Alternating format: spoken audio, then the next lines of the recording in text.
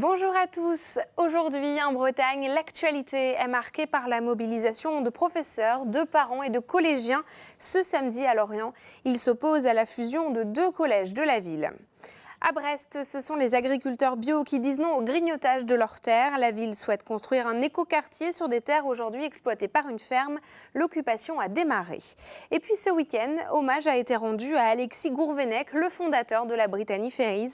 Une stèle a été dévoilée à Roscoff en présence de Jean-Yves Le Drian et du président de la région, Loïc Chenet-Girard. Le lundi, c'est aussi le bon moment pour faire un point sur l'actualité sportive de la région avec Laurent Villebout. Bonjour Laurent. Bonjour Julie. Et quels sont les titres de votre côté ? On va parler prise de tête en tennis de table, retour sur la Coupe de France de football évidemment, et puis 2 marins sur le haut de la vague. Eh bien, on vous retrouve dans un instant Laurent. Alors pour ces informations, bienvenue à tous en tout cas dans votre JT Breton. Et tout de suite, l'actualité du lundi 4 décembre 2017.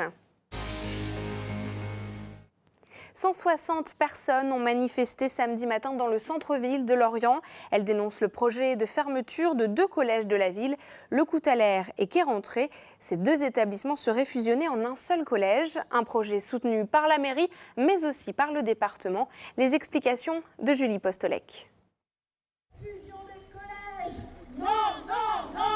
Entre colère et inquiétude, face à la volonté de la mairie et du département de fusionner les collèges de Quai-Rentrée et le Coutalaire, enseignants et parents d'élèves demandent à minima un moratoire sur le projet. Ils veulent un dialogue réel. Entre une annonce le 23 septembre que votre établissement est supprimé et le vote du premier budget le 15 décembre par le conseil départemental pour la première enveloppe financière pour mettre à l'étude le projet, on n'a pas le temps de discuter. 2 mois, 2 réunions de concertation qui n'en sont pas du tout puisque la décision a déjà été actée. Donc on a besoin du temps de discuter des vraies problématiques posées par ce projet. Le projet, c'est donc la fermeture des 2 établissements et la création d'un nouveau près du SCORF qui accueillerait entre 500 et 600 élèves. Coût estimé 15 millions d'euros. La mairie et le département justifient ce projet par la baisse des effectifs au collège Le Coutalaire et l'usure de celui de Quai-Rentrée. Des arguments insuffisants pour certains parents d'élèves qui rejettent en bloc la fusion, dangereuse pour les quartiers d'après eux. C'est important pour l'éducation de nos enfants qu'ils aient des classes qui ne soient pas surchargées, qu'ils aient une équipe pédagogique qui soit à proximité. Et c'est important pour nos vies de quartier aussi qu'on ait des collèges qui soient dans nos quartiers et non pas à l'extérieur de nos quartiers. Une autre manifestation sera organisée mardi à Vannes, où le conseil départemental de l'éducation nationale doit émettre un avis consultatif sur la fusion des 2 collèges. Un bug informatique à la gare Montparnasse à Paris ce dimanche a occasionné une grosse pagaille pour les voyageurs, dont beaucoup de Bretons. Benjamin Bréant. Dimanche de galère pour des milliers de voyageurs entre Paris et la Bretagne. Une panne de signalisation gare Montparnasse a entraîné la suspension de tous les trains entre 13h30 dimanche et ce lundi matin. À cela s'est ajouté un accident à Montauban-de-Bretagne impactant le trafic entre Rennes et Brest. Ce lundi, la ministre des Transports Elisabeth Borne a exigé une nouvelle organisation et un nouveau management des grands travaux. En juillet déjà, une panne avait entraîné une pagaille noire gare Montparnasse. Les machines à voter sont dans le collimateur du ministère de l'Intérieur.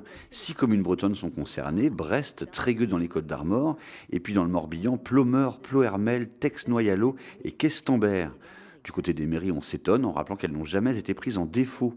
Le ministère doit en revanche proposer début 2018 un éventail de mesures autour du vote électronique et de sa sécurité informatique, juridique et matérielle. Plus de 1000 personnes ont manifesté ce samedi à Morlaix pour la défense de l'hôpital. Au cœur de leurs préoccupations, les menaces pesant sur les urgences du service de cardiologie. Un point d'étape entre la direction et l'intersyndicale a eu lieu ce lundi matin.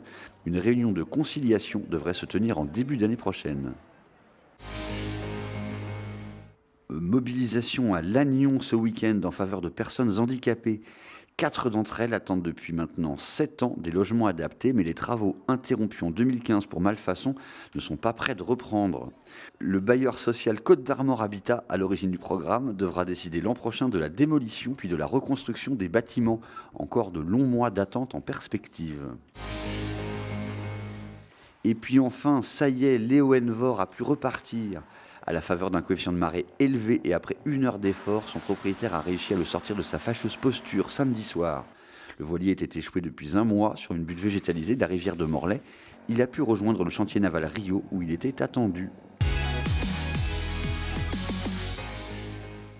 Autre mobilisation ce week-end sur les terres de la ferme de Traombian à Brest. Plusieurs centaines de personnes se sont réunies pour s'opposer à l'urbanisation des terrains appartenant à une ferme biologique. La ville de Brest souhaite y construire un écoquartier. Frédéric Lorenzon s'est rendu sur place. Zone agricole à conserver. C'est sous ce slogan que ce week-end, plusieurs centaines de personnes se sont retrouvées pour occuper les lieux. Des terres qui appartiennent à la métropole brestoise et qui étaient exploitées gratuitement par la ferme de Traombian. Aux côtés des agriculteurs, c'est tout un écosystème qui s'est retrouvé.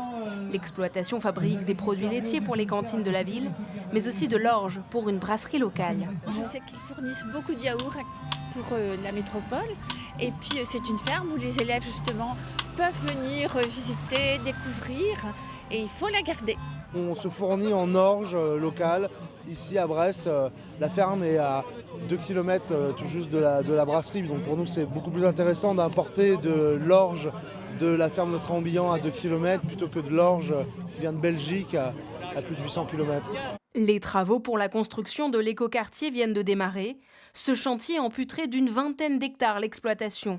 Pour le groupement des agriculteurs bio du Finistère, ce combat, c'est aussi celui contre l'étiolement des terres agricoles. Nous, on sait qu'il y a des agriculteurs qui sont menacés dans l'île-et-Vilaine. Sur Paris, on parle du triangle de Gonesse qui est menacé pour une énorme zone commerciale et que c'est des terres alimentaires pour la région parisienne. Il y a des terres dans le sud de la France aussi. On en a marre quand on décide de faire de la croissance sur les terres agricoles. Nous, on estime qu'on crée de la richesse, on crée une économie. Une mobilisation qui pourrait perdurer si les agriculteurs n'obtiennent pas gain de cause. 1700 logements doivent être édifiés sur ces terrains, des maisons essentielles selon la collectivité pour éviter la perte d'habitants sur Brest. La Bretagne a honoré l'un de ses grands chefs d'entreprise ce week-end. Ce samedi, une stèle a été dévoilée à Roscoff en l'honneur d'Alexis Gourvenec, le fondateur de la Brittany Ferries. Une cérémonie solennelle à laquelle participait le ministre Jean-Yves Le Drian. Frédéric Lorenzon. Il y a 10 ans disparaissait une figure du syndicalisme agricole breton, Alexis Gourvenec, le fondateur, avec ses collègues légumiers du Nord Finistère, de la compagnie Brittany Ferries, compagnie qu'il dirigera pendant 35 ans. Ce 2 décembre, une stèle a été dévoilée sur le port du Bloscon à Roscoff. Un moment d'émotion pour la famille. La fierté que son souvenir reste, persiste et que des honneurs lui soient encore rendus maintenant 10 ans après son décès. L'ancien président de la région Bretagne se souvient très bien du jour de la disparition d'Alexis Gourvenec et du personnage. Le jour de sa mort, j'avais rendez-vous avec lui et j'ai appris sa mort en arrivant ici à Roscoff. C'était il y a 10 ans et donc je garde ce souvenir avec beaucoup d'émotion. Je tenais à être là aussi parce que ça a été un grand stratège pour la Bretagne. Il avait une vision en particulier de la fertilisation croisée entre la terre et la mer. La Brittany est aujourd'hui la première compagnie française, mais elle doit affronter les effets du Brexit et notamment une baisse de la livre sterling de 25%, une situation moins compliquée que la crise de 2008 où tous les voyants étaient alors au rouge. Les bases de la fondation de la Brittany Ferries sont tellement solides qu'il m'importe de développer l'entreprise. En effet, on a un paramètre qui est très mauvais dans le moment, c'est la livre sterling, mais en même temps, les 3 autres ne sont pas pesants sur nos activités. Avec l'œuvre d'Alexis Gourvenec, la Bretagne et le Nord Finistère ont pris la mer et tracé un cap. La compagnie lance prochainement le premier bateau à gaz naturel, le Honfleur. Quels sont les résultats et les images fortes dans le sport breton de ce week-end? On retrouve tout de suite Laurent Villebout dans le duplex. Et Laurent, on commence avec une prise de tête. Oui, au sens figuré évidemment, et ce sont des images assez rares. Nous sommes salle Charles Abraham à Hennebont, vendredi soir. Quentin Robineau, que vous voyez ici en bleu, vient de perdre le match 3. Boris Abraham, son entraîneur, n'a pas apprécié la contre-performance de son joueur et le lui dit tout net. Ça se lit dans la gestuelle, vous allez le voir. Vous lisez presque sur les lèvres. Vous verrez la réaction du joueur qui en dit assez long. Ce qu'a fait Quentin ce soir, c'est une faute professionnelle, déclarera son entraîneur à la fin du match. Hennebont, qui menait 2-0 face aux Danois de Roskilde, va voir ses derniers revenir au score et finir s'imposer 3-2. Avec cette défaite, Hennebont a sérieusement compromis ses chances de qualif pour les quarts de finale de la Ligue des Champions. Bon, les plus réjouissants, Laurent, et meilleure ambiance avec la Coupe de France. Oui. Et encore, ça dépend du côté où on se trouve. Ici, la joie de l'US Concarneau, club de national, qui sort Brest 3-2, alors que les Tauniers étaient menés 2-0 jusqu'à la 79e minute. Richtin à la 80e et Idaza à la 84e et dans la prolongation sont les héros du soir. Et puis là, une aide d'honneur, celle des joueurs du FC Lorient aux amateurs de Séné après leur élimination 6-1.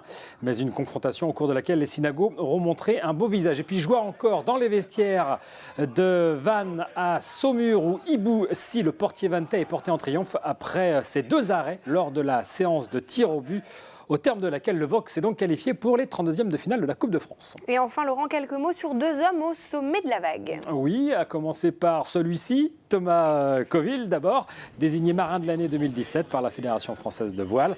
Une première pour le skipper trinitain, distingué notamment pour son record sur la traversée de l'Atlantique Nord en solitaire, sa récente victoire en double sur la Transat Jacques Vabre avec Jean-Luc Nélias, et puis évidemment sur son record du Tour du Monde à la voile en solitaire. Justement, l'autre homme, c'est François Gabard qui s'attaque en ce moment même à ce record. Il vient de battre le record de la traversée du Pacifique en 7 jours, 15 heures. 15 minutes, vous le voyez, soit 5h59 de moins que Joyon qui lui était en équipage. Il est trop balèze ce Gabard. Gabard qui va maintenant remonter l'Atlantique direction Ouessant pour essayer de battre ce record donc, du Tour du Monde en solitaire. Il compte alors qu'il est 2 jours de navigation d'avance sur le record de Thomas Coville. Eh bien, merci beaucoup Laurent en tout cas pour toutes ces images et ces informations. Les vieilles coques qui vieillissent sur notre littoral sont-elles des déchets? C'est en tout cas ce que laisse à penser une requête des affaires maritimes.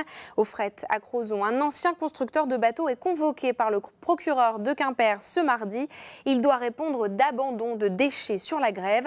Alors déchets ou patrimoine maritime? Élément de réponse avec Frédéric Lorenzon. À Rostelec, en presqu'île de Crozon, ce propriétaire de chantier maritime est convoqué pour l'abandon en nombre de déchets sur la grève. En cause, ces coques dont certaines ont été construites dans le chantier naval familial. Pour moi, ça a un autre mot qu'épave.